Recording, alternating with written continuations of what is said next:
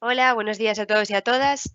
Bueno, vamos a esperar un par de minutos para que terminen de conectarse todos los asistentes y empezamos. Os agradecería que me fuerais poniendo por el chat si nos escucháis correctamente.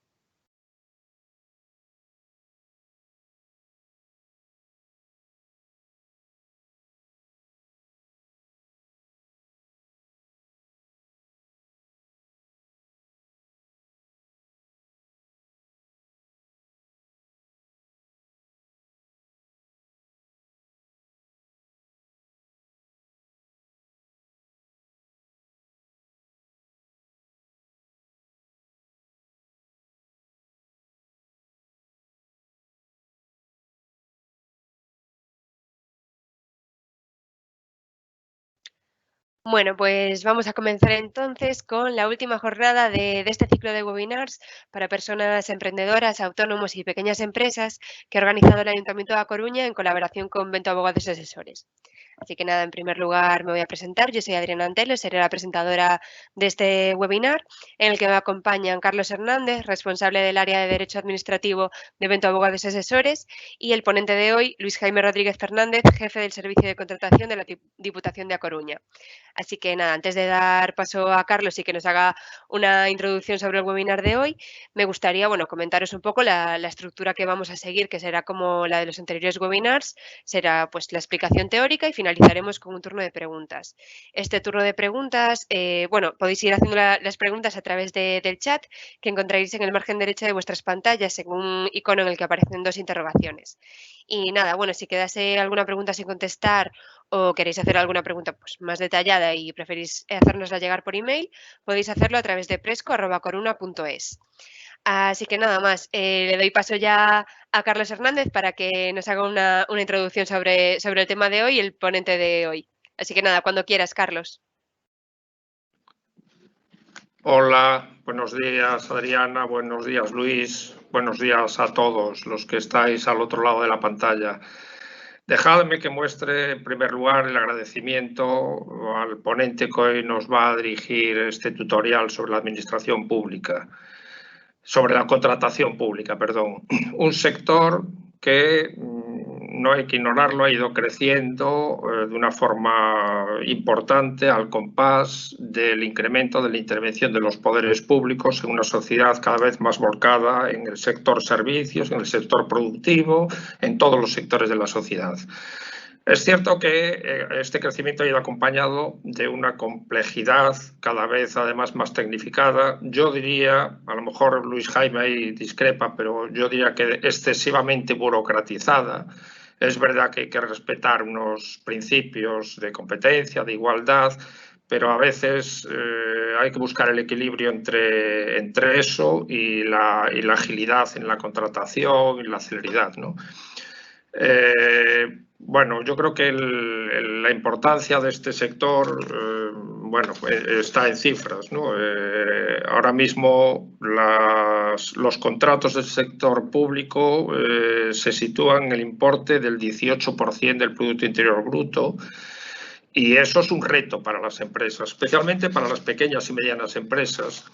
Y a esto responde el programa este de Presco, ¿no? Para tratar de capacitar a las empresas para concurrir y para competir en este sector tan tecnificado y tan difícil. La persona que nos va a guiar este camino va a ser Luis Jaime Rodríguez, con quien aprovecho para decir que me une una larga amistad nacida ya por los años 70 del siglo pasado. Qué viejos somos, Luis Jaime, en las aulas de la Facultad de Derecho de la Universidad de Salamanca, que hemos llevado después unas vidas paralelas, en cierto modo, él como alto funcionario de la Diputación, yo como funcionario del Concello de La Coruña, aunque hoy en excedencia y dedicado al ejercicio de la actividad libre. Pero obviamente a Luis Jaime no lo traemos ni por viejo ni por amigo.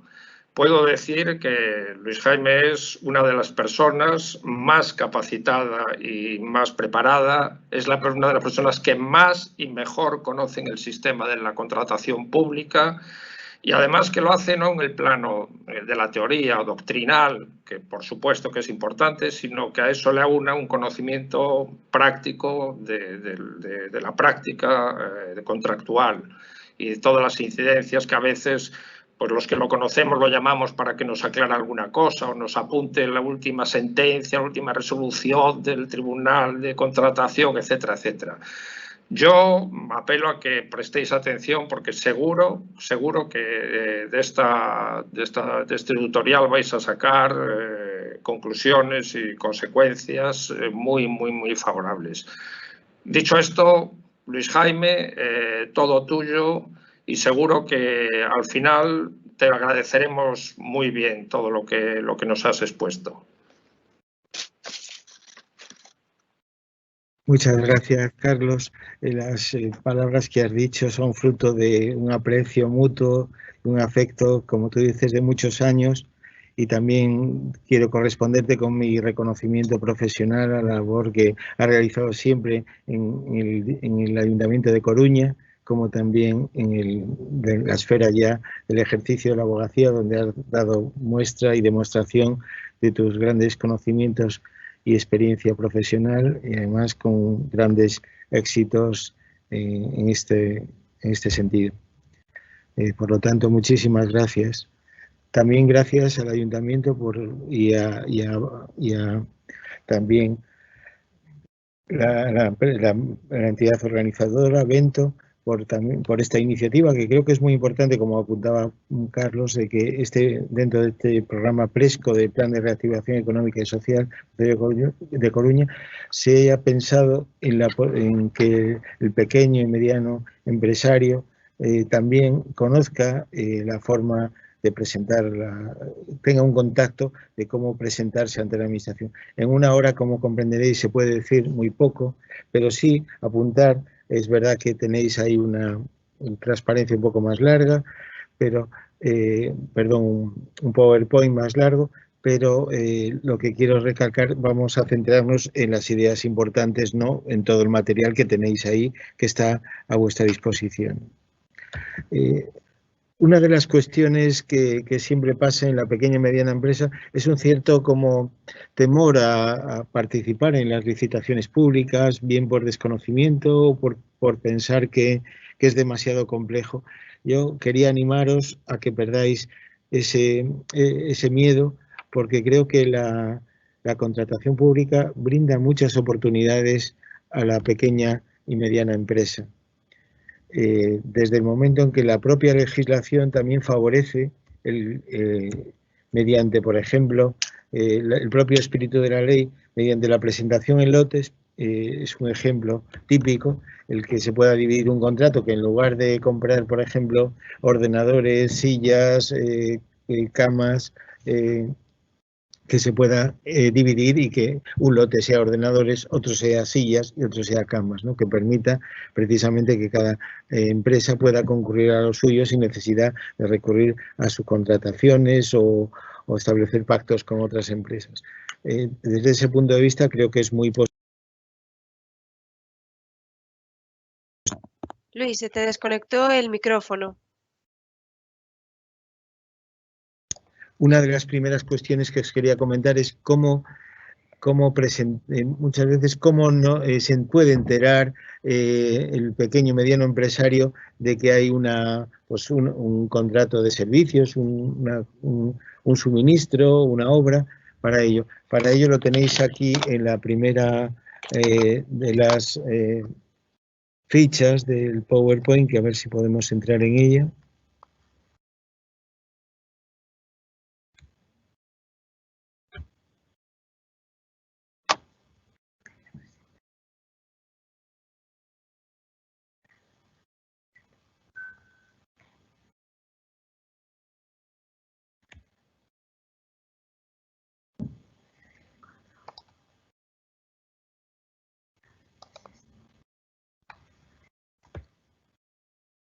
No puedo pasar la ficha.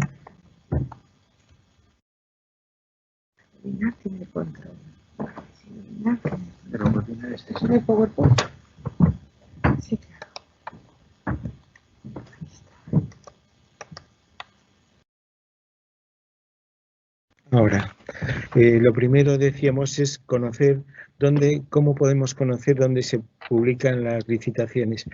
Y aquí veis en esta ficha que primero hay un documento que cada vez más es reciente porque el plan anual de contratación se crea en el artículo 28 de la nueva ley de contratos, que permite conocer qué licitaciones, qué contratos va a realizar al año siguiente, si tiene el carácter, porque la ley puede establecer anual o bianual, pero pensemos que normalmente se hace con carácter anual, permite conocer con anticipación cuáles son las necesidades de la administración. Creo que es muy importante.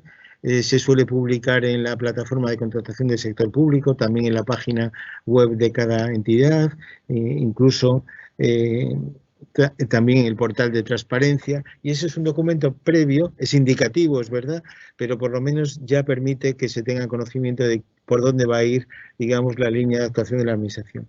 También, en segundo lugar, a través de las consultas preliminares de mercado que establece el artículo 115, que son muy positivas, porque permite que la administración solicite de los operadores económicos sugerencias cuando va a elaborar un contrato de cara a la elaboración pues, de su presupuesto, de las prescripciones técnicas, de las características del mismo. Estos son dos documentos importantes que puede dar conocimiento, digamos, previo de una licitación.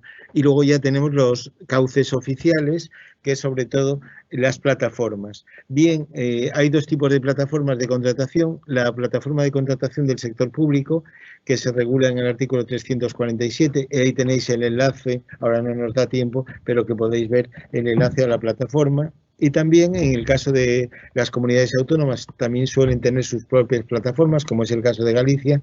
Y entonces sí que es importante saber dónde se ha publicado, ¿no? Es verdad que si se publica en la plataforma de Galicia, también se va a publicar en la plataforma de contratación del sector público porque integra todas las plataformas autonómicas. Eso es importante, por lo tanto, tener ahí ese medio de presentación.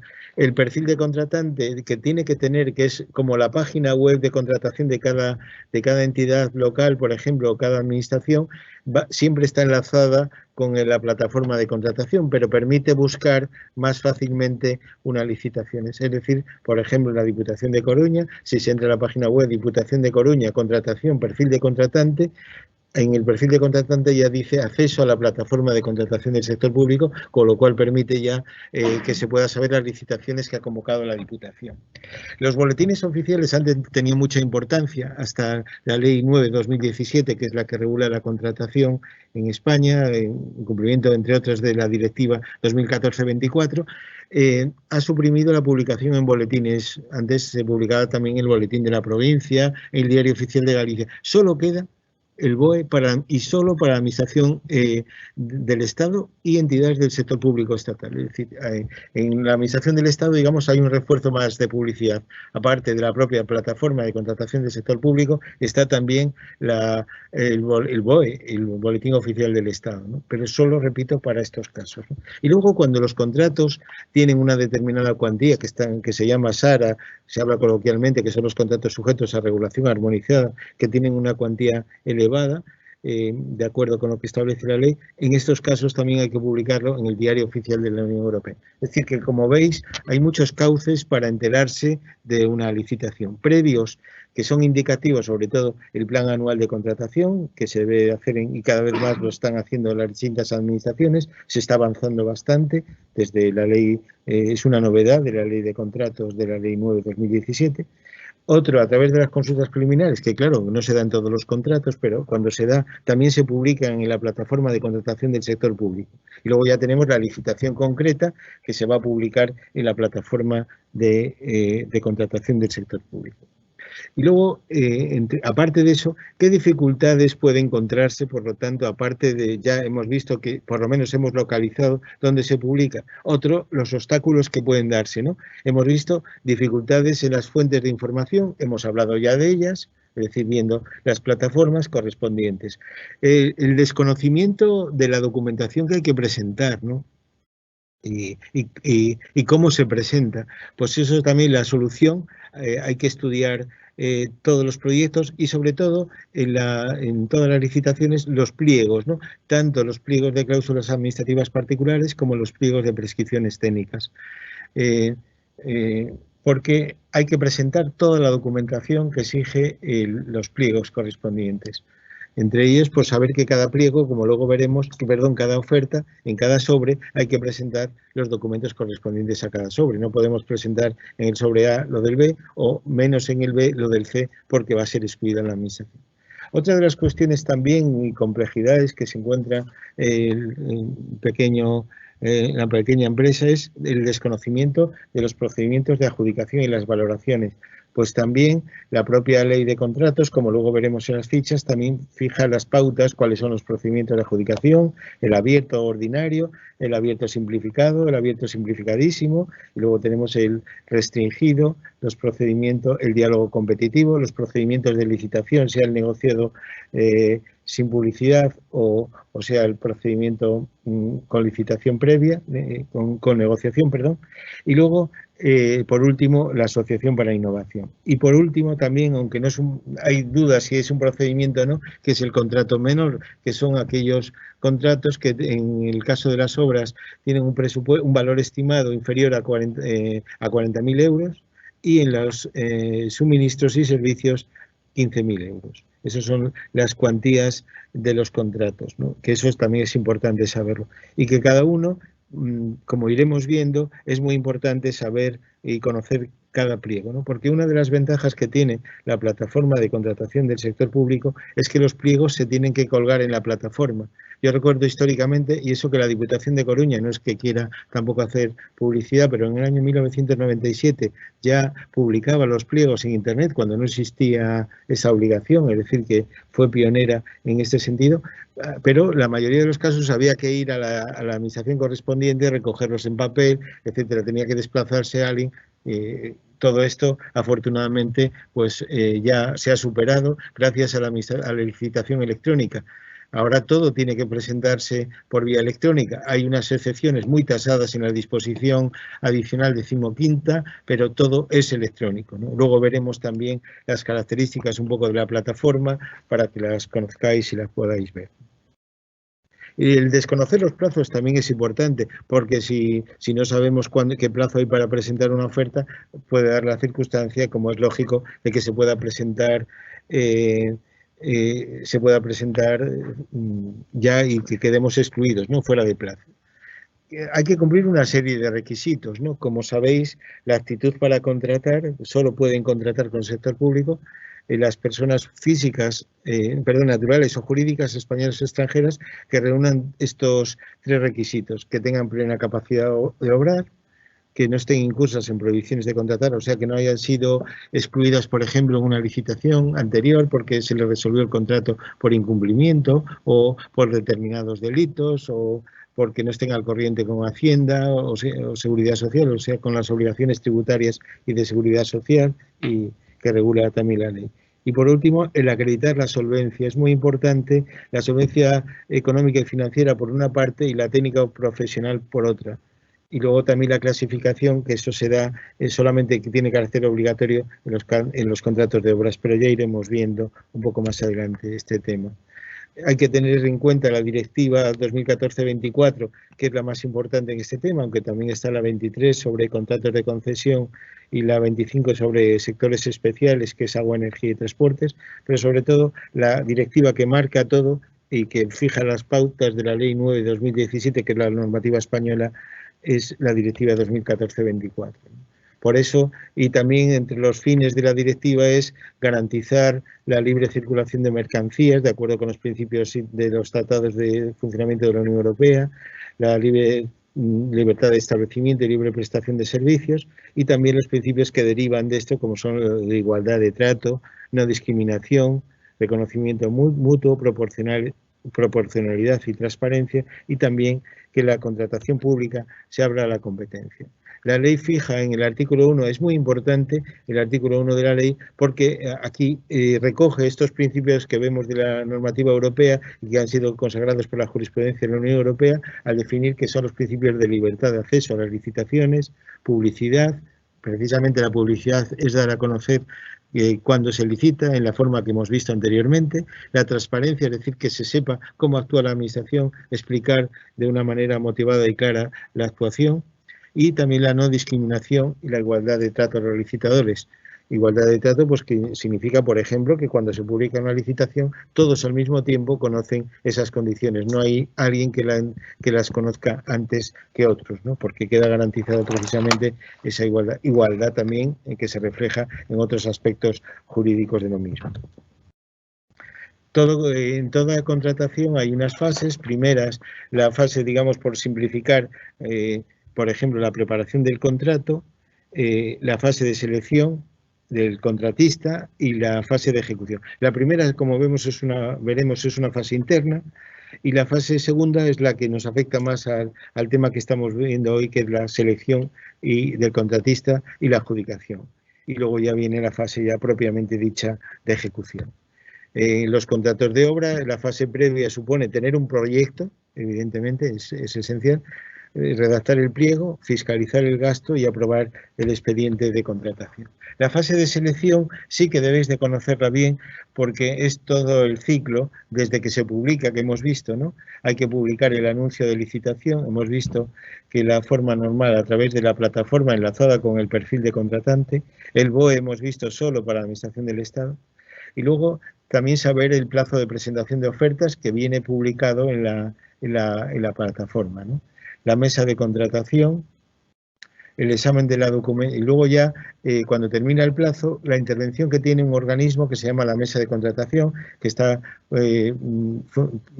digamos, formado por funcionarios y expertos en materia de contratación. En la administración local, por ejemplo, tiene que estar el secretario de administración local y el interventor de la corporación, donde van a verificar precisamente que la documentación de los distintos sobres es correcta, ¿no? Sobre todo la del sobre A, verificar, como veremos después, que los documentos que se piden que son los correctos, y sobre todo en el sobre B, que es lo que se llama de juicios de valor, cuando tiene que intervenir el comité de expertos. Y luego ya la apertura del sobre C, que son los criterios de fórmulas que la va a abrir la mesa de contratación, y a continuación vendrá ya lo que es la propuesta que hace la mesa de contratación al órgano de contratación, para que éste requiera a la oferta más ventajosa o que tiene mejor puntuación, digamos, el cumplimiento de obligaciones tributarias, seguridad social y demás documentos. Y luego ya vendría la presentación de esta documentación por el contratista, que tiene 10 días, salvo los procedimientos simplificados y simplificadísimos que tienen unos plazos peculiares, para constituir la garantía definitiva.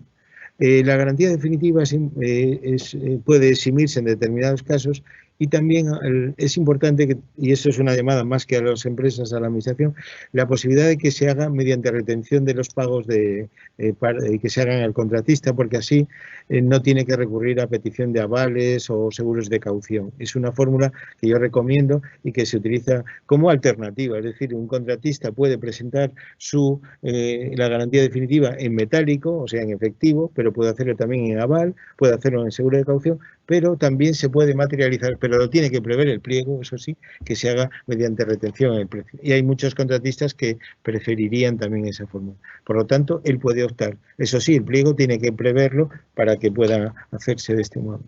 Y luego ya viene la adjudicación. Una vez que la documentación es correcta, tiene los medios también que escriba el contrato, se adjudica y luego se firma el contrato, ¿no? La firma del contrato dependerá si el contrato está sujeto a regulación armonizada, o sea, eso, o está sujeto al recurso especial, porque en estos casos hay que esperar 15 días hábiles desde que se envía la documentación, la notificación de adjudicación, porque es el plazo que hay para presentar al recurso especial.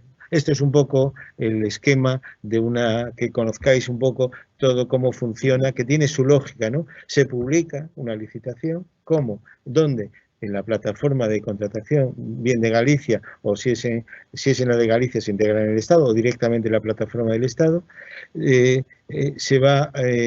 Se abre un plazo, por lo tanto, de presentación. En esa plataforma están los pliegos, toda la documentación, la justificación de la necesidad del contrato, los pliegos de cláusulas administrativas y de prescripciones técnicas. Si es una obra, está colgado también el proyecto de obra.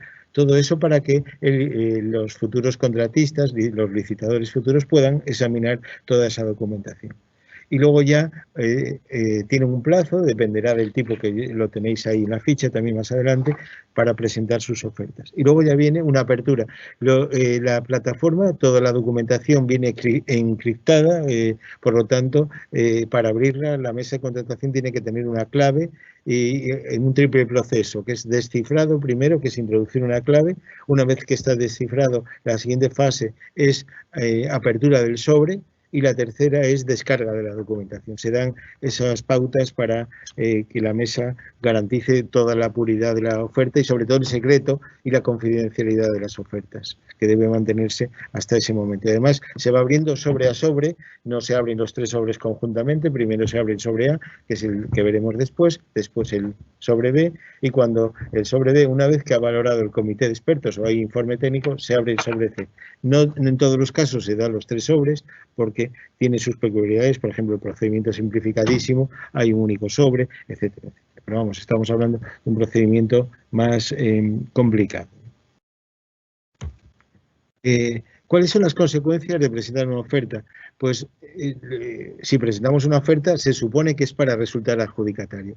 No siempre se gana, ¿no? Es decir, pero yo no desanimaría a las empresas por el hecho de presentarse una o varias veces para concurrir. Lo que pasa es que hay que aprender de la experiencia, ¿no? Igual que el opositor que se presenta a una oposición, primero va a ver, va a situarse, va mejorando, pierde el miedo escénico, la siguiente vez ya comprende cómo va corrigiendo errores, mejorando. Pues también aquí hay esto, ¿no? Es decir, no desanimarse.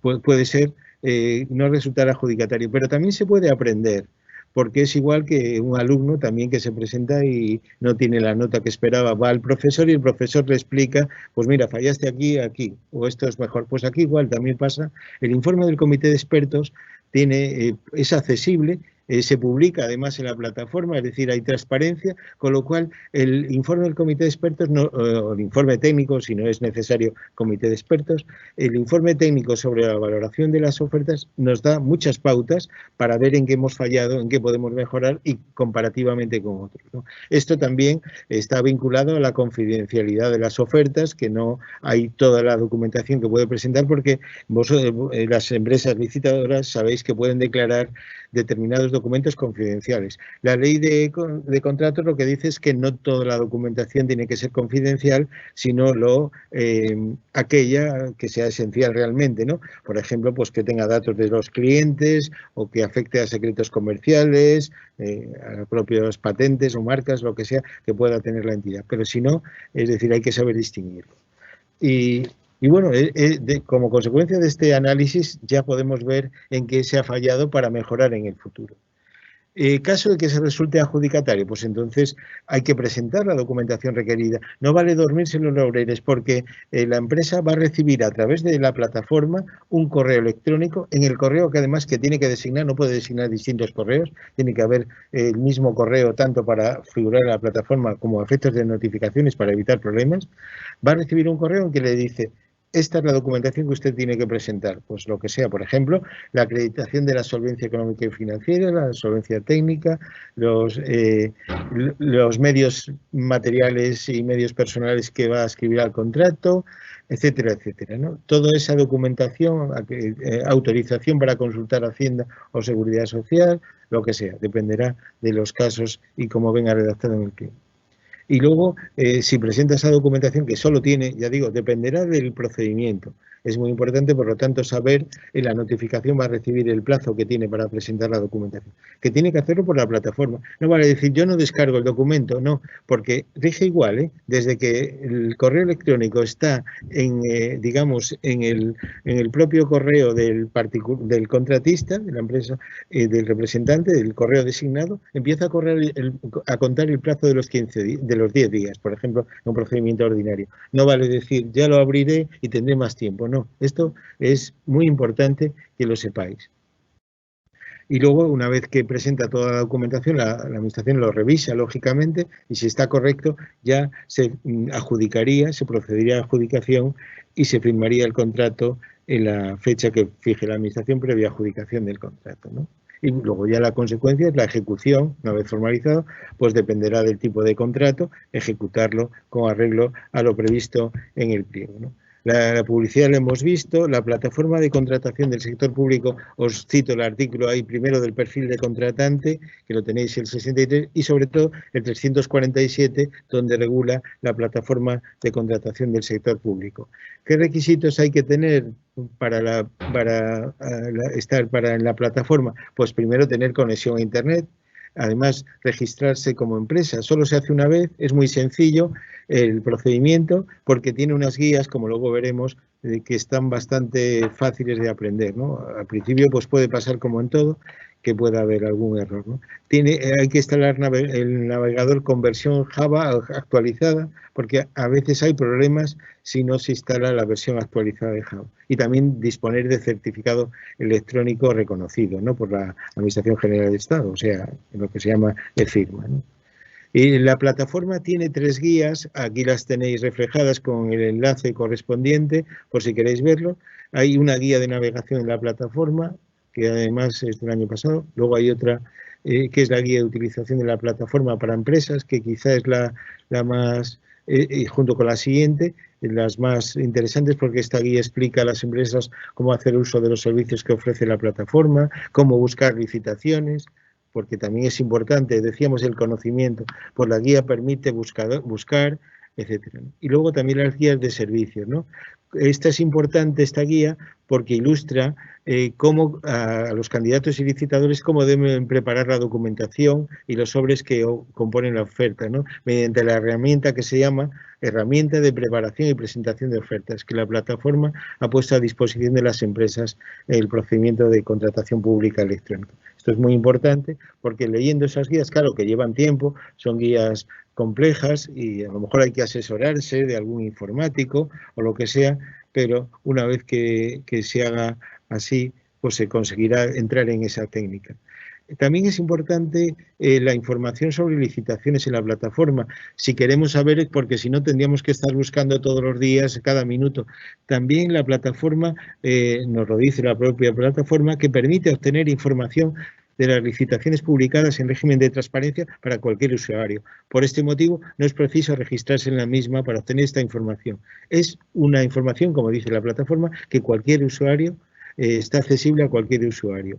Sin embargo, para presentarse a las licitaciones, recordad que primero hay que inscribirse, solo una sola vez. Además, inscribirse con el nombre de la empresa. No puede ser inscribirse con un nombre y luego presentar con la oferta con otro. Hay resoluciones, por ejemplo, del Tribunal de Contratación Pública de Galicia, en que una empresa se inscribe, se da de alta en la plataforma con un nombre y presenta su oferta con otro y fue excluida y por una mesa de contratación de una administración, recurrieron ante el Tribunal de Galicia y el Tribunal de Galicia le dio la razón a la administración, precisamente porque no había identidad entre el objeto, entre la razón social y denominación de una empresa que figuraba como dada de alta en la plataforma con la documentación que presentaba interiormente. Por lo tanto, que haya concordancia en los dos aspectos.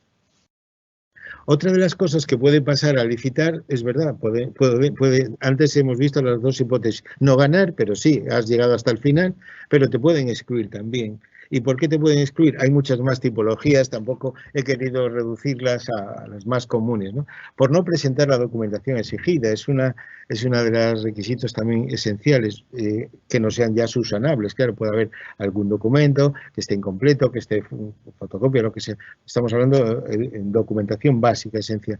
Por presentar fuera de plazo. Y aquí es muy importante la presentación fuera de plazo, que mucha gente se confunde con lo que se llama la huella, la presentación a través de la huella.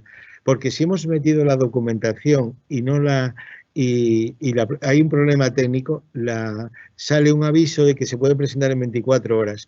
Pero tiene que ser la misma oferta, porque si no la huella detecta que es distinta, que saca variado, y tiene que remitirse. Si pasan 24 horas, fuera. Pero ya digo, solamente es utilizar este mecanismo que establece y que se explica en la plataforma de contratación del sector público para no cometer ese error, porque hemos tenido casos en que alguien presentar y salir el aviso de huella y pensar que estaba presentado, con lo cual no se presentó a tiempo, ¿no? O presentarla variando la oferta pensando que como tengo 24 horas más, y no. Eso es importantísimo el seguirlo, y para ello lo que dice la disposición, que quizá es importante que la simplemente que la referenciemos, ¿no?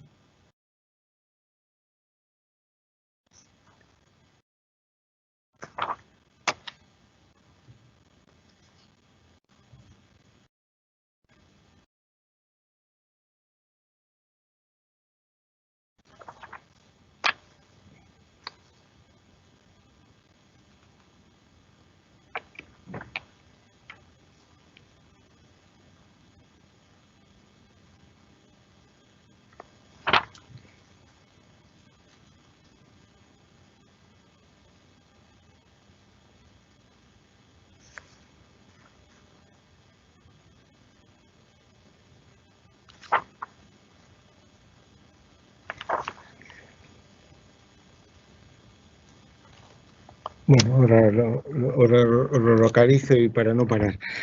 También otro de los motivos es por superar la oferta máxima. Cuando la administración licita es por un precio máximo. Pensemos, pues, el presupuesto base de licitación son 20.000 euros. Pues eso significa que no puede sobrepasarse dicho importe. También hay que tener en cuenta el IVA, es decir, si está incluido el IVA o no está incluido el IVA, porque eso es fundamental a la hora de presentar las ofertas. Por no cumplir los requisitos del pliego es otro de los motivos de exclusión. También otro de los motivos de exclusión cuando se presenta una empresa en UTE y cuando se presenta de forma individual. No puede presentarse en UTE con otra empresa, en Unión Temporal de Empresas, y luego presentar su oferta de forma individual. Igual que no se puede presentar más de una proposición, no puedes decir, precisamente por duplicidad, ya la plataforma lo advierte, la plataforma tiene un triangulito donde indica cuando ya se ha presentado una doble oferta. Eso es importantísimo. Y también es verdad que muchas inexperiencias a la hora de presentar a través de la plataforma, alguien piensa que no ha presentado, voy a darle otra vez para estar seguro, y lo que está haciendo es presentando la oferta por una segunda vez.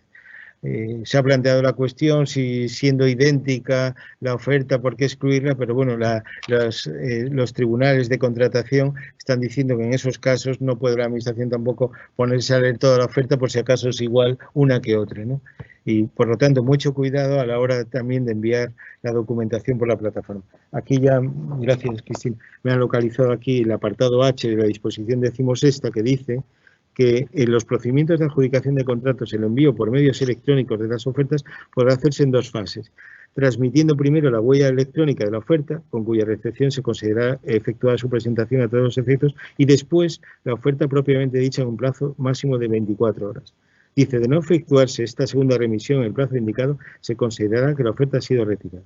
Disposición adicional 16ª, apartado H. Es importante también que lo tengáis en cuenta porque en la administración también nos ha pasado más de una vez tener que excluir ofertas por incumplir lo dispuesto en este precepto. También el no justificar la solvencia o clasificación es otra de las circunstancias por las que se puede ser excluido una licitación. Presentar variantes cuando el pliego no lo prevé. Tiene que preverlo expresamente, por lo tanto, si se presentan varias, pues también.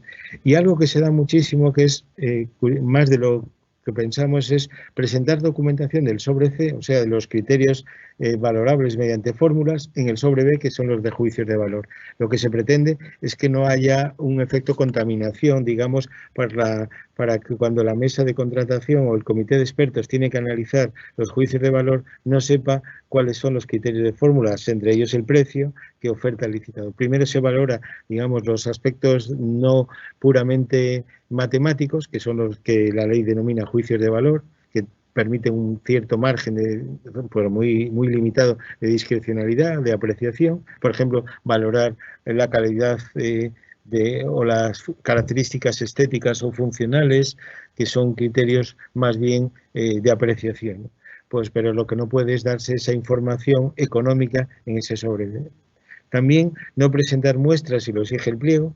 Fijaros bien, porque hay casos en que los pliegos exigen la presentación de muestras, sobre todo en los suministros, ¿no? Es muy corriente, pues que si vamos a comprar papel para fotocopiadoras, pues que se presente, se pida como muestra un paquete de papel o pues 50 folios, lo que sea. Si vamos a comprar papel higiénico, igual, pues algún rollo. Si va a comprar la administración material de oficina, pues también se suele pedir muestras, ¿no? Si se exigen y no se presentan, pues también va a dar lugar a que se pueda excluir las ofertas.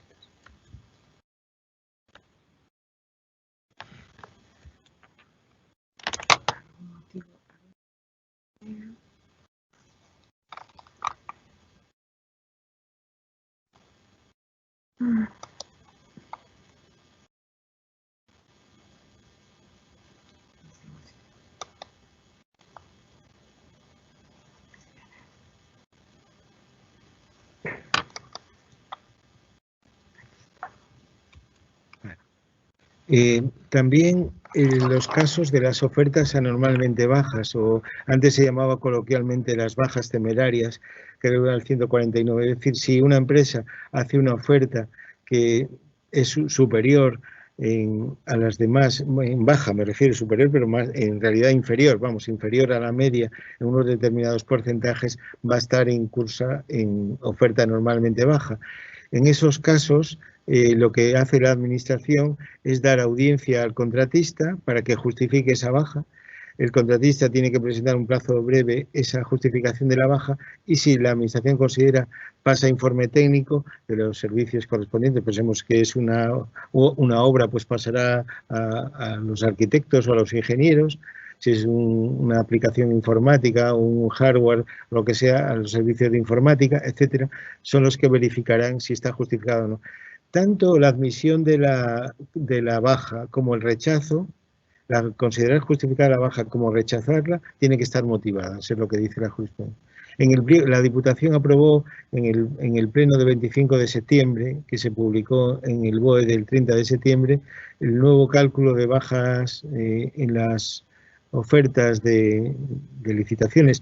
Prácticamente se ha aumentado los porcentajes de baja y se hizo una simulación con 40 ofertas, por ejemplo, de la aplicación de la fórmula antigua de bajas temerarias, estaban 2 empresas incursas en baja temeraria. En cambio, con el nuevo pliego están 7 incursas en baja temeraria. Es decir, al elevar, claro, el listón de la baja, digamos, bajar el porcentaje sobre la media, pues habrá más empresas que están en baja. Y implicará que se tenga, ya digo, que justificar adecuadamente. Lo que se trata es de evitar la medida de lo posible las bajas, pero si alguna está justificada y el servicio técnico lo justifica, también los tribunales de contratación han dicho que no se puede excluir y menos automáticamente. Ya hay una sentencia de la Unión Europea antigua que decía que no se podía eliminar automáticamente la baja, que siempre hay que dar trámite de audiencia, informe técnico y luego aceptación o rechazo.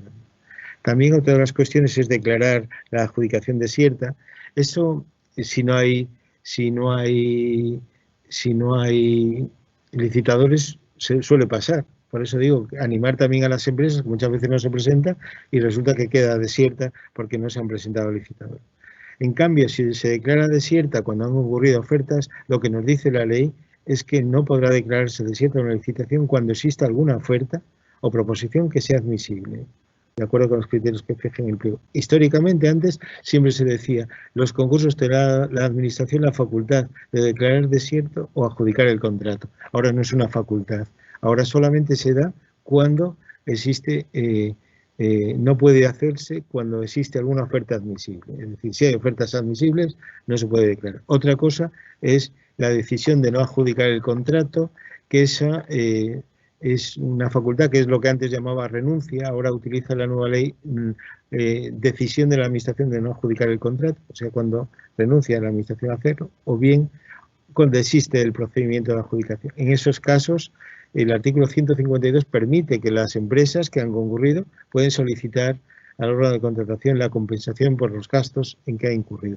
Además, hay que motivar por qué se hace así en un determinado momento, como también establece el artículo 152 de la ley. ¿Sí? Es que se bloquea, no sé por qué.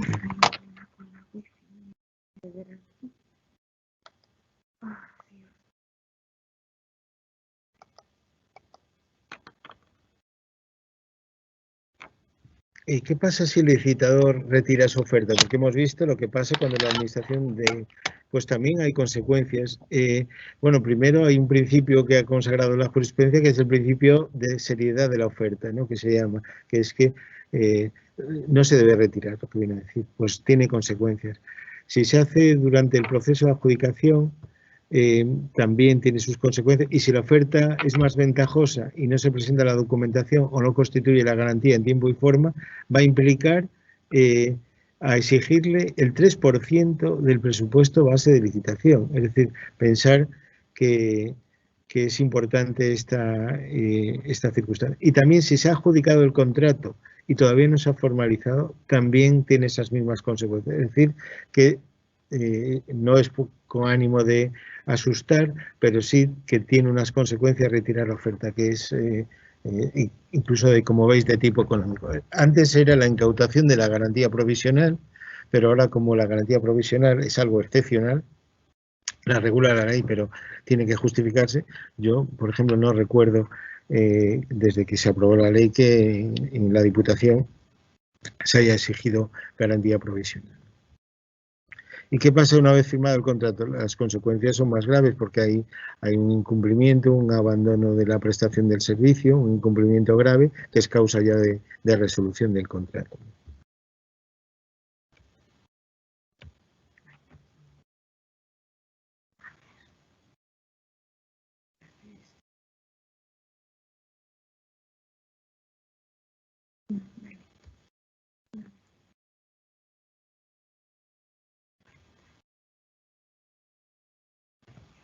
Y señores, hemos perdido el control. Aquí está. Vale. Aquí. No, es el siguiente. Ahora.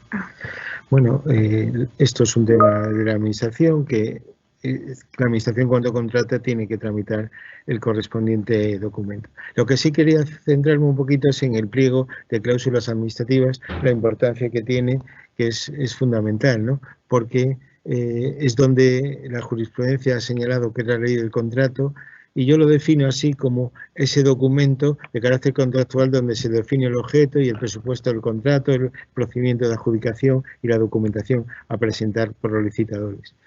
Como complemento de este pliego de cláusulas administrativas está el de prescripciones técnicas, que es donde se definen las características del contrato. Por ejemplo, si compramos sillas, si las queremos de madera, las queremos metálicas, si las queremos con posabrazos, si tiene con lo que sea, los elementos, si es un ordenador, qué memoria tiene que tener, qué velocidad, qué tipo de pantalla. Ahí es donde se definen las características en el pliego de prescripciones. El pliego hay que conocerlo bien cuando se quiera licitar, es el documento esencial porque define el objeto del contrato, define el presupuesto también máximo, nos define el procedimiento de adjudicación, la documentación que hay que presentar, los criterios de adjudicación y los derechos y obligaciones de las partes. Los procedimientos de adjudicación los tenéis aquí reflejados. El abierto significa que cualquier licitador puede presentar oferta.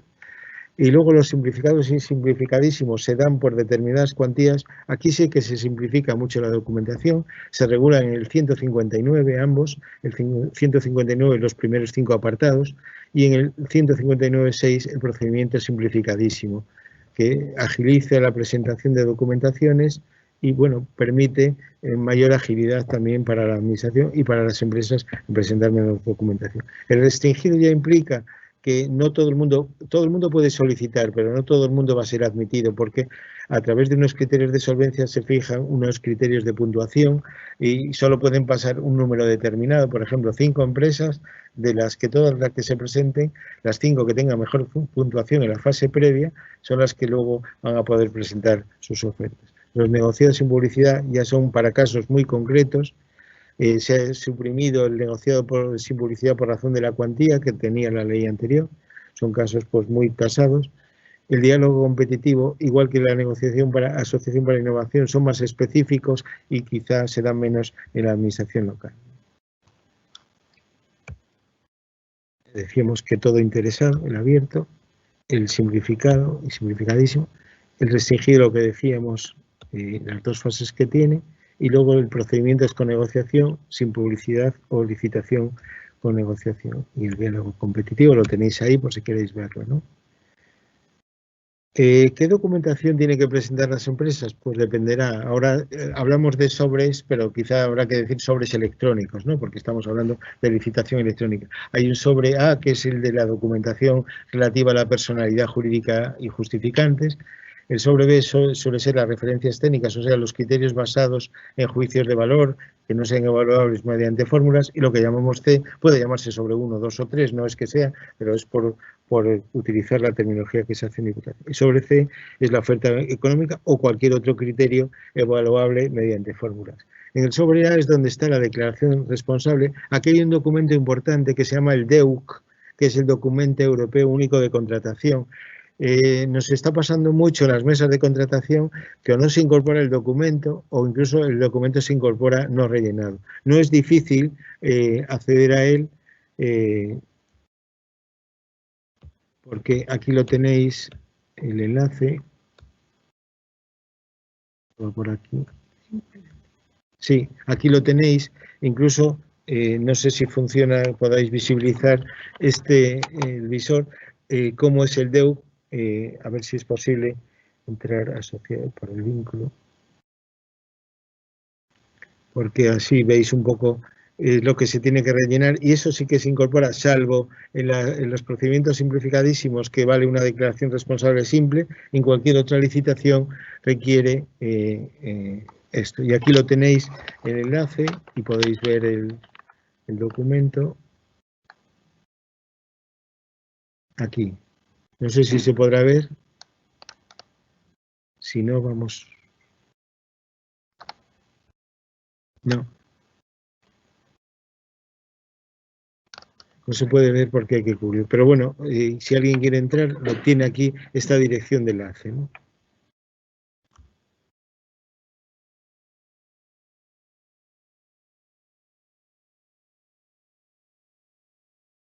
Bueno, aquí tenéis la documentación de lo que tiene que contener, que ya lo hemos visto, hemos hablado resumidamente, también hemos visto este tema.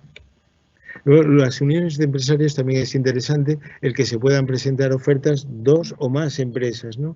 En casos de obras incluso sirve para cuando se requiere clasificación, a lo mejor se está clasificado en una categoría inferior, pero uniéndose a otro empresario presentando su oferta en conjunto, puede concurrir, pueden acumular la clasificación y poderse presentar, por ejemplo. Es muy interesante este tema de las uniones de empresarios, ¿no?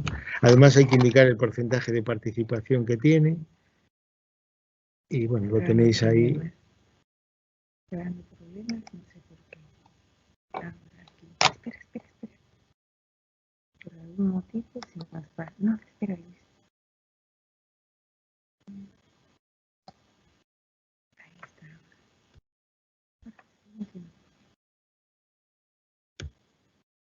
¿Listo? Y luego es muy importante el tema de la solvencia. La solvencia, hay una doble manifestación, por una parte la económica y financiera y la solvencia técnica o profesional por otra, ¿no?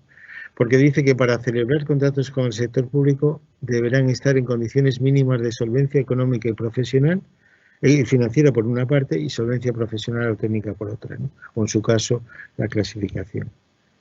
La solvencia, la forma de acreditar la solvencia nos lo viene fijada en la ley y que va desde, como veis aquí en esta ficha, desde el volumen anual de negocios, por ejemplo, y la exige la administración. Por ejemplo, se puede decir un contrato que normalmente pensemos un contrato de 100.000 euros, que se diga, pues la solvencia, haber realizado en los 3 últimos años, pues por ejemplo, 25.000 euros, ¿no? Por importe. No tiene que ser equivalente al importe del contrato. Hay que hacerlo de tal modo, si queremos favorecer a la pequeña y mediana empresa, no podemos poner unos listones muy elevados de solvencia. Tienen que ser más bien unos listones normales que permitan que la empresa, si no, nunca tendría oportunidad de concurrir. Yo soy partidario de no establecer grandes listones de solvencia, por lo tanto. También otra de las formas es un seguro de responsabilidad civil o incluso el tema del patrimonio neto, ¿no? Y como también se dice, cómo se tiene que acreditar, ¿no? En los contratos de obras sí que es peculiar, ya entramos en la técnica, la otra era la económica y financiera, la relación de contratos ejecutados en los últimos 5 años, la declaración del personal técnico que tenga la empresa, los títulos académicos, las medidas de gestión medioambiental o la plantilla, o incluso la maquinaria. Lo que es importante, lo que veis aquí, las empresas de nueva creación, que es una forma de también favorecer a la pequeña y mediana empresa o las empresas que comienzan, porque dice que los contratos, también lo dice para los contratos de servicios y suministros, dice que los contratos, por ejemplo, en obras cuyo valor estimado sea inferior a 500.000 euros, cuando el contratista sea una empresa de nueva creación, entendiendo por tal aquella que tenga una antigüedad inferior a 5 años, su solvencia se acreditará por unos medios, pero sin ningún caso, pues por ejemplo, se le pida el número de obras realizadas, porque si no, no tendría sentido, porque nunca podrá justificar, si es una empresa de nueva creación, la ejecución de determinadas obras. Aquí lo tenéis específicamente repetido para que recalcar la importancia de este apartado, ¿no? Cuando se es empresa de nueva creación, ya digo, entendido que antigüedad inferior a 5 años. Eso permite flexibilizar la documentación a presentar. Los suministros y servicios también tienen su regulación, lo podéis ver ahí. También una novedad importante que viene de las directivas comunitarias es que la solvencia se puede acreditar con medios externos. Antes tenía que ser solo empresas vinculadas. Ahora, en cambio, nos dice el artículo 75 que para acreditar la solvencia, el empresario podrá basarse en la solvencia en medios de otras entidades, independientemente de la naturaleza jurídica de los vínculos que tenga. O sea, no tiene por qué ser necesariamente vinculado. Pero sí que es importante lo que añade a continuación. Siempre que durante toda la duración de la ejecución del contrato disponga de la solvencia y medios. Esto es, para mí, fundamental. Y luego las variantes, también tener en cuenta, decíamos, fijaros bien si el pliego admite variantes o no. No quiere decir que sea obligatorio presentarlas. Las variantes primero tienen que estar previstas en el pliego. Si presentamos variantes y no están previstas nos van a excluir, pero no implica que haya que presentar las variantes. Es una posibilidad que tiene el licitador. Se puede presentar opción A únicamente, o opción A, B y C, o A y B. Es decir, pero tiene que estar previsto en el pliego. Luego, la clasificación es algo que se da en obras, no sé si el perfil de los que estáis asistiendo en uno de obras, pero simplemente decir la pincelada de que la clasifica el Ministerio de Hacienda a través de las juntas consultivas. Las comunidades autónomas pueden tener sus propios órganos de clasificación, pero es prácticamente para presentarlos, bueno, habría que entrar en la página web del Ministerio de Hacienda respecto a la clasificación de empresas, porque viene muy bien todos los formularios impresos que hay que presentar para quererse clasificar, porque eso va a permitir que te clasifiquen, pues por ejemplo, para obras de edificación, para obras de, por ejemplo, de saneamiento, abastecimiento y saneamientos, para obras de carreteras, para obras de electrificación, para obras de jardinería, para obras de patrimonio artístico, etcétera, como es el grupo K. Es decir, según se vayan haciendo obras, se puede conseguir la clasificación en base a hacer primero pequeñas obras que no requieren tener la cuantía mínima, porque para poder ejecutar en la administración obras del valor estimado de más de 500.000 euros se requiere estar clasificado. Por lo tanto, primero habrá que empezar haciendo obras pequeñas, teniendo certificado de la administración, y luego con toda presentarlo a la Junta Consultiva para que te clasifique. Hay que presentar toda la vida jurídica, si es una sociedad, pues la escritura de constitución o modificación con los estatutos, si el tema fiscal, la declaración de impuesto de la renta de las personas físicas o de sociedades, las declaraciones del IVA, la contabilidad de la empresa, el número de trabajadores que tiene, la relación nominal de trabajadores, todo lo que es vida económica, jurídica, laboral de la empresa para poder ser clasificado. Y no es difícil, y eso pues también permite, y además sirve como criterio para la solvencia, no solo para estar clasificado en más de 500.000, sino las obras de menos de 500.000 también actúa como documento de acreditativo de la solvencia. El sobre B es importante, es el de juicios de valor. En el pliego tiene que definirse claramente los documentos que deben de presentar los licitadores tienen que ser además coherentes con los criterios de valoración. Si yo voy a hacer un contrato, pues por ejemplo, de una atención a los visitantes al monasterio de Cabeiro, tendré que pedir una documentación, cómo me van a hacer, por ejemplo, la visita, ¿no? De alguna manera una memoria descriptiva de esa visita y qué voy a valorar también y cómo, ¿no? Es decir, tiene que quedar claro qué documentación hay que presentar y cómo se va a valorar para que todas las empresas estén en igualdad de condiciones. Criterios que son muchos, que recoge el artículo 145 de la ley, basados en relación calidad-precio, pero luego nos va poniendo, los tenéis ahí en este artículo, cuáles son los criterios de valoración, que hay que tenerlo en cuenta, porque si presentamos nuestra oferta, como decíamos, tiene que ajustarse a esos criterios. Lo que no esté en los papeles no está en el mundo, siempre decimos en la administración, es decir, no vale, yo soy la mejor empresa del mundo, nos pasó una vez en una licitación, había una empresa realmente buenísima en su especialidad, pero no presentó la documentación, dijo somos los mejores y ya está. Y otra más sencilla, en cambio se esforzó, presentó su memoria, describió el organigrama, el cronograma de trabajo, escribió todo lo que exigía el pliego, pues ganó la licitación, precisamente porque la empresa, que era evidentemente muy buena, pero simplemente no se molestó en presentar la oferta. Y aquí en la administración no hay que ver que la empresa sea buena o menos buena, sino hay que ver cuál es la oferta concreta. Ahí se ve si la oferta se adecua además a los criterios de valoración del pliego. Y luego el último sobre es el de la oferta económica, que es ahí o criterios aplicables de forma automática, que aquí se va definiendo el modelo concreto, porque no es lo mismo, por ejemplo, que sea un presupuesto anual que por 2 años. Yo he visto ofertas económicas que no se sabe, el licitador no sabe si es oferta por 1 año o por 2. Tiene que quedar precio anual, precio por 2 años, lo que sea. Si es con IVA, base, IVA e importe total. Y si hay precios unitarios, igual, precio unitario sin IVA, IVA y total. Es decir, que todo tiene que estar bien especificado, porque si no se pueden dar problemas. Incluso cuando hay precios unitarios, se suele poner en los pliegos que cada precio unitario, si son, imaginemos, 10 precios unitarios dentro de una oferta, no puede superar unos el tipo de licitación y otros bajarlos. Siempre tiene que haber concordancia y, por lo tanto, en ningún caso superarlo, ¿no? También tiene que ir firmado por las personas que tengan poder bastante para ello, ¿no?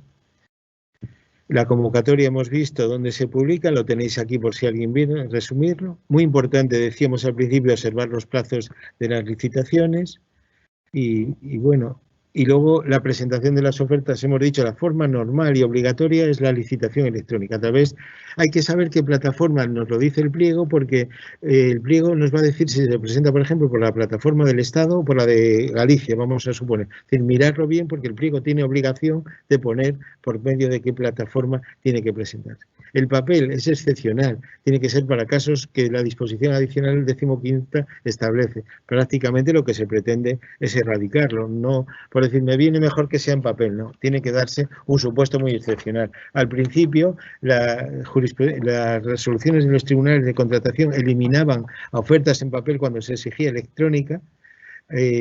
Y hubo un caso, una resolución de un tribunal que alegó un ayuntamiento pequeño de la provincia de Murcia que la comunidad autónoma no le había puesto en marcha los mecanismos de licitación electrónica, la plataforma, y entonces que en ese caso no podía licitar electrónicamente. Y lo admitió curiosamente, pero claro, estamos hablando a 2 meses de aprobarse la ley que entró en vigor, como sabéis, el 9 de marzo de 2018. Pero eso se puede hacer, pero ya en el finales del 20 esto no tiene justificación.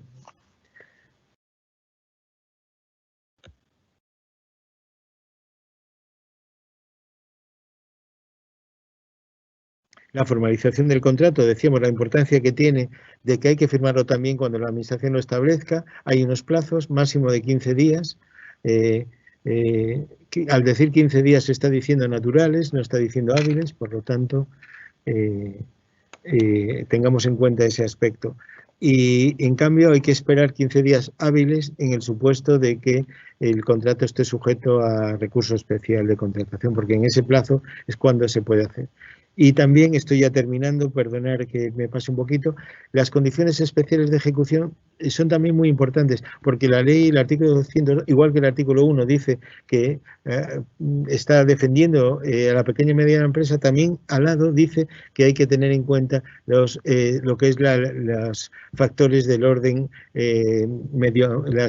los criterios del orden social, ético, medioambiental, que tienen que regir, tienen carácter transversal. Y el 202 dice que los órganos de contratación tienen que establecer al menos una condición especial de ejecución de las que cita el 202.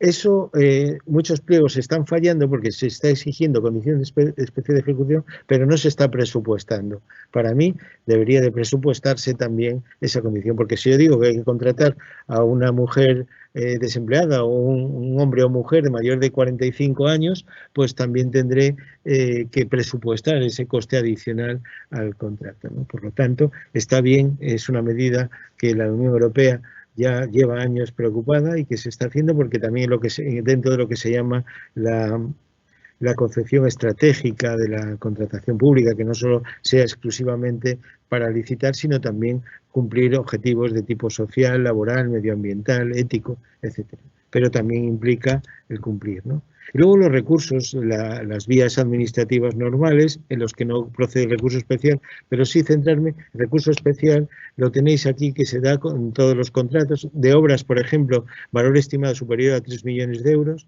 suministro de servicio 100.000 euros, ha bajado, esto es importante, que los de menos no.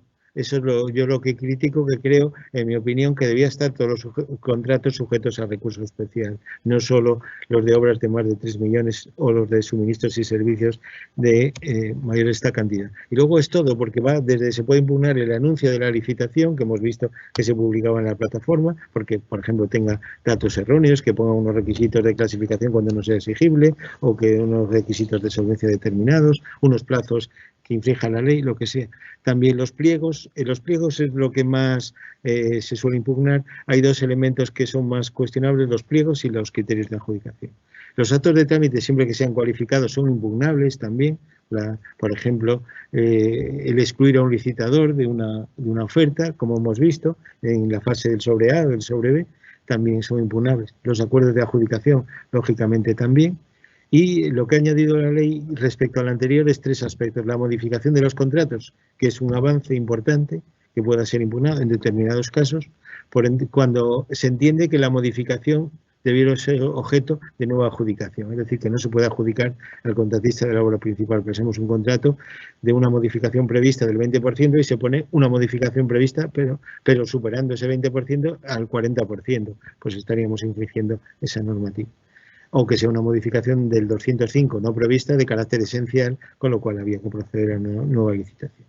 También los encargos a medios propios, como pueden ser en el Estado Traxa, Egipsa o la equivalente de Galicia, que no sé cómo se llama, tiene un nombre, ahora no recuerdo, la empresa pública de Galicia,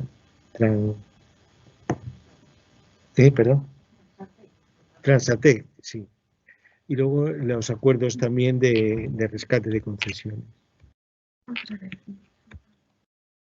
Bueno, ya estamos terminando. Vamos a ir después un poco a las conclusiones.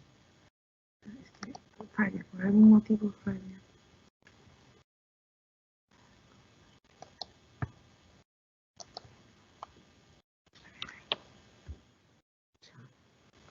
Bueno, ya las conclusiones, como dijo también Carlos, las compras públicas ya representan más o menos un 18% del Producto Interior Bruto. Es un mercado estupendo para poder participar en las licitaciones públicas. La nueva ley facilita la presentación de ofertas a las pequeñas y medianas empresas, sobre todo, como hemos visto, la presentación en lotes, las empresas de nueva creación, la simplificación en los procedimientos abiertos, simplificado y simplificadísimo, a través también de los contratos menores.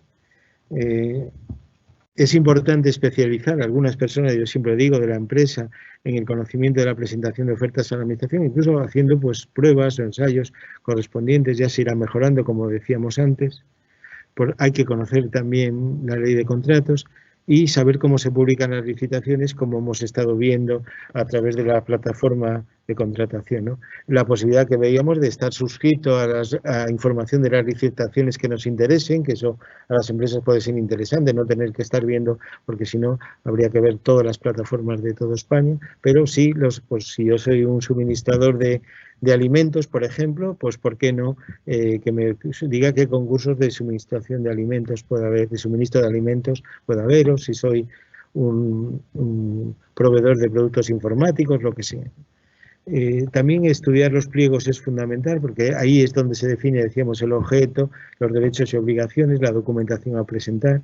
Muy importante conocer los plazos de presentación de ofertas, qué documentación hay que presentar para que no nos falte ninguna, y luego también cómo valora y qué valora la administración, porque la presentación de la oferta requiere un esfuerzo de presentación, hay que también saber presentar las ofertas. No digo que la estética sea importante, pero que entren por los ojos es importante. Es verdad que si es muy bonito y no dice nada, pues tampoco nada sirve, pero hay que procurar mezclar lo estético con el contenido. No es que lo estético sea fundamental, repito, pero también la forma de presentar, la claridad de ideas, la sistemática, muchas veces pueden, en caso de igualdad, dar lugar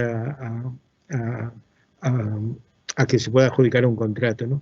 Sobre todo pensando que la administración va buscando la mejor oferta, ¿no? Y, es decir, ¿qué le podemos ofrecer dentro de lo que nos piden, ¿no? La administración está fijando unos mínimos en el pliego, no podemos ir en contra del pliego, que muchas veces se dice, pues el horario será de 5 a 7 y que diga la persona, no, yo solo lo hago de 6 a 7, pues, evidentemente está incumpliendo, pero a lo mejor el pliego permite que se pueda ampliar horarios o dentro de ese horario realizar determinadas actividades, lo que sea.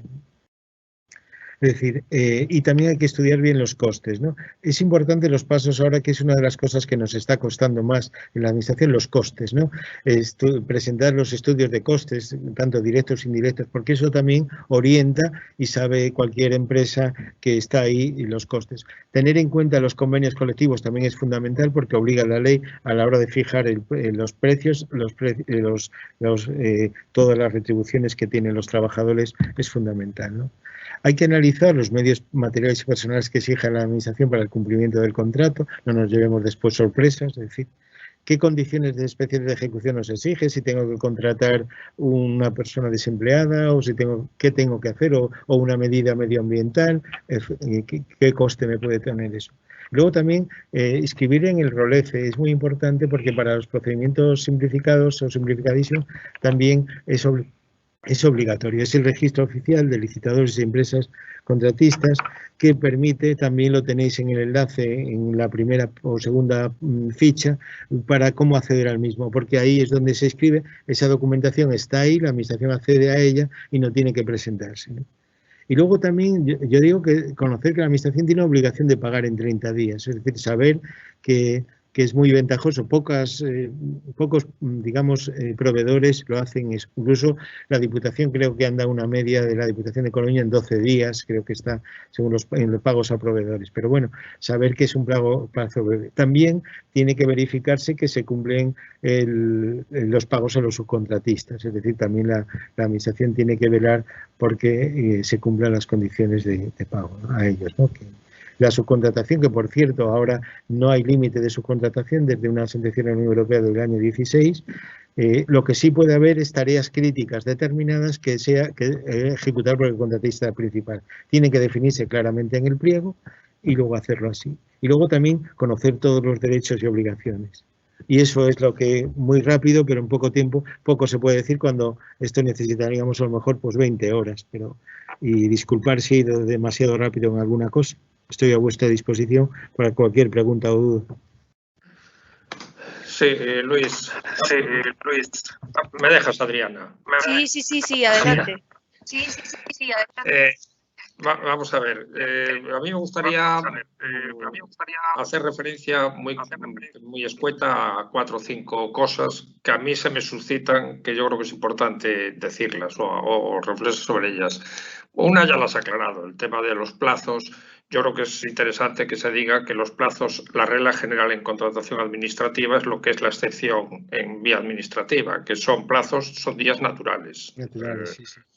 Salvo en el procedimiento simplificadísimo que pone de hábiles, es curioso. Claro, pero salvo excepciones, la regla es naturales. Lo digo Sí. porque más vale anticiparse que no fiarse y llegar tarde.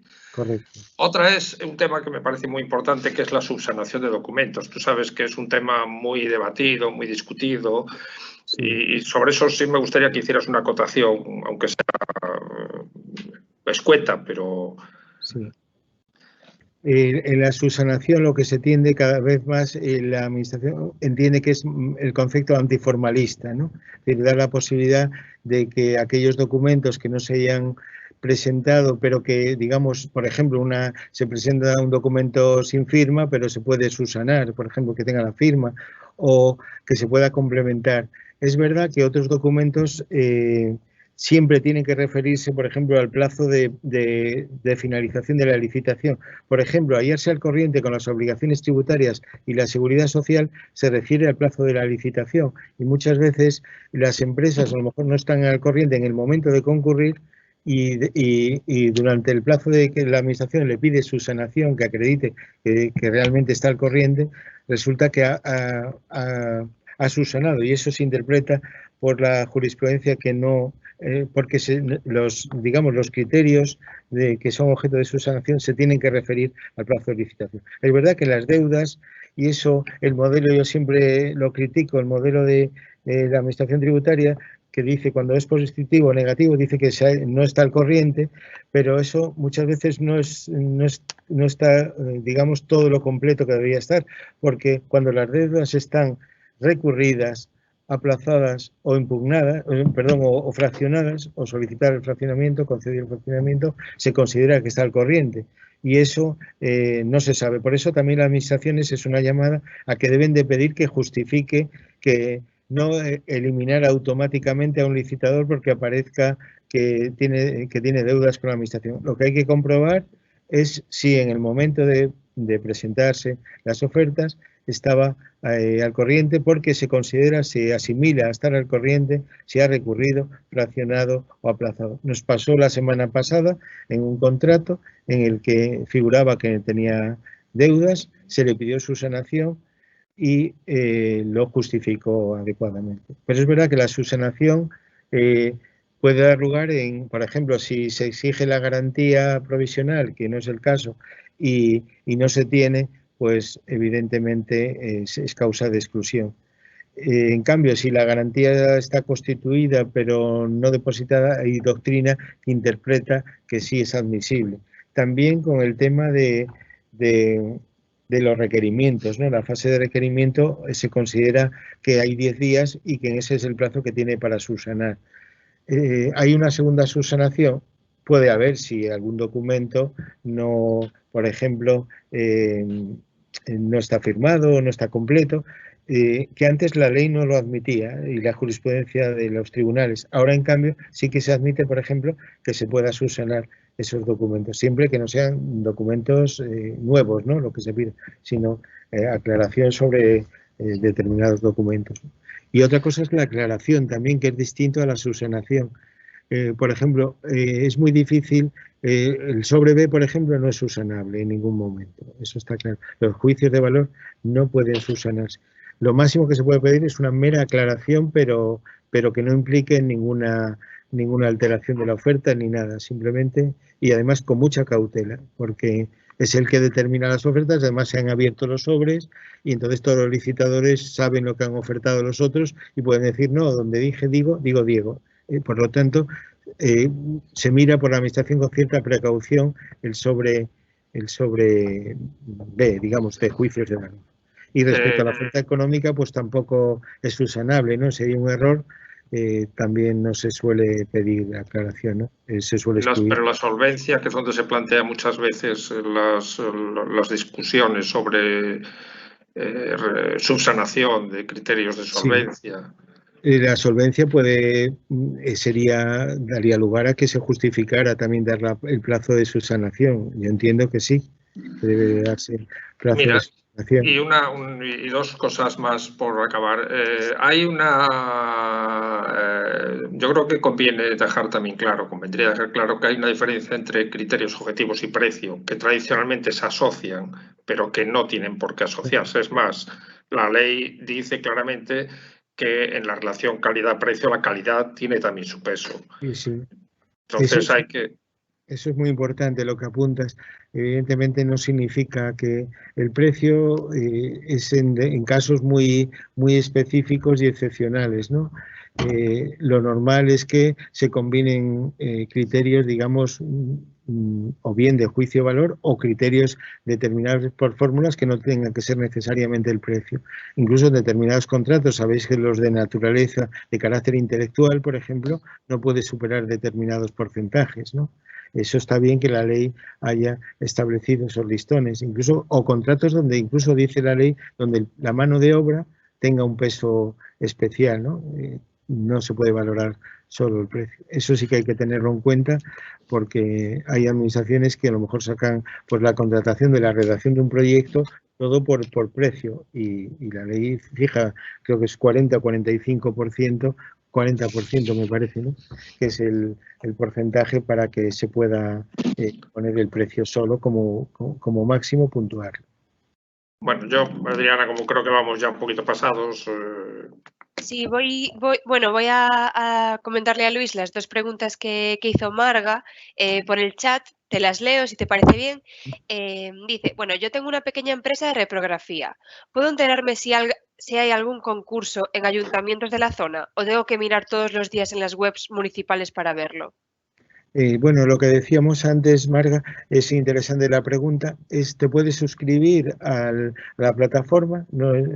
Y te van a recibir todos los avisos y tú acotarlo por el tipo de contrato, a través de, o bien poniendo el contrato de reprografía o a través de lo que se llama el vocabulario común de contratos, la CPV, que es una codificación de los distintos contratos que ha hecho la Unión Europea para localizarlos, porque aquí lo podemos llamar reprografía, en la Unión Europea lo pueden llamar servicio de prestación de fotocopias o lo que sea, y de esa manera está unificada a través del CPV. Pero si te suscribes, deberías de tener acceso, porque vas a recibir, y no es necesario, como decíamos, registrarse para esos casos. Vale.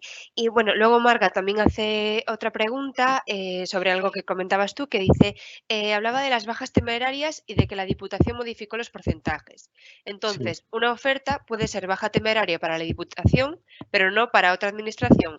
Esto no me quedó muy claro. ¿Cómo se valora lo de las bajas temerarias? Sí, antes las bajas temerarias venían reguladas en el reglamento de la Ley de Contratos y eran, digamos, uniforme para todas las administraciones, pero la nueva Ley de Contratos permite que cada administración fije unos estándares de baja temeraria. Es decir, que evidentemente puede ser que en una administración esté un porcentaje y en otra. La Diputación hizo el estudio correspondiente. La fórmula incluso de valoración de las ofertas creo que fue innovadora la Diputación de Coruña, porque firmó un convenio con la Facultad de Matemáticas de la Universidad de Santiago para buscar la fórmula justa de valoración de ofertas, ¿no? Y el paso siguiente ha sido, de alguna manera, revisar para que, digamos, de esta manera también es verdad que empresas que, como decíamos antes, que no estaban en baja temeraria con los criterios que establece la ley, que lo podéis ver en el boletín de la provincia del 30 de octubre, no, de septiembre, perdón, 30 de septiembre, donde figuran cómo se calcula la baja. Incluso hay una aplicación informática que también está a disposición de todos los licitadores, que la nueva fórmula, entrando en contratación, viene la antigua fórmula y la nueva fórmula de cálculo de las bajas temerarias, ¿no? Vamos, que se llama coloquialmente así, son ofertas anormalmente bajas. Pero es verdad lo que dice Marga, puede haber una administración, incluso para un contrato podría haber unos criterios de baja y otros de otra, ¿no? Pero tiene que estar motivados y justificados. La Diputación, por ejemplo, para obras, y no solo las obras propias de la Diputación, sino las que financie a través del POS, también está establecida esta misma fórmula. Es decir, hay una cierta unificación de criterios.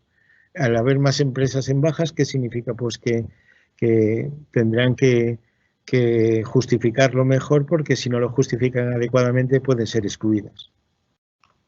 Vale, perfecto. Bueno, pues vale, te leo otra pregunta que acaba de entrar, que escribe Santi. Dice, hola, una pregunta rápida. Nosotros tenemos una empresa de tecnología y en algún caso hay algún concurso de desarrollo que nos interesa, pero no podemos justificar la solvencia económica de la manera tradicional.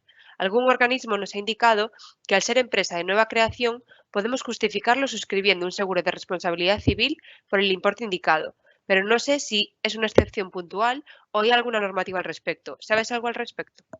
Sí, bueno, Comenta. antes estuvimos hablando de las empresas de nueva creación, citábamos el ejemplo de obras y decíamos que también es en los contratos de servicios y suministros también está previsto la regulación de la empresa de nueva creación y entre ellos muy importante el que se pueda eximir de que no tengan que presentarse la relación de trabajos análogos, por ejemplo, porque se supone que es de nueva creación menos de 5 años, ¿no? Por lo tanto, sí que es posible, si el pliego así lo indica, que establezca algún parámetro o algún tipo de medio de solvencia que no sea el de la experiencia. Habría que acudir en la ficha que la tenéis ahí, donde se habla de la solvencia bien en suministros y en servicios, y elegir que el órgano de contratación o bien dé posibilidades de elegir entre varios o bien que fije alguna que siempre con la previsión de que las empresas de nueva creación, por ejemplo, si exige trabajos análogos o volumen de importes análogos, que eso queden eximidos, ¿no? Porque precisamente la finalidad es ayudar a las nuevas empresas también. Ujú. Bueno, pues hasta aquí. Si os parece bien, damos por finalizada la charla. Nada más. Bueno, gracias a los dos, a Carlos y a Luis, Muchas por la gracias. charla de hoy. Y Vosotros. nada, recordaros que, bueno, si alguna pregunta nos quedó clara, tanto a Marga como a Santi, que han participado hoy, o bien podéis hacer, bueno, nos podéis hacer llegar las dudas a través del email que estáis viendo en pantalla, presco@coruna.es, y nada, nosotros se la retransmitiremos a Luis y él podrá daros respuesta lo antes posible.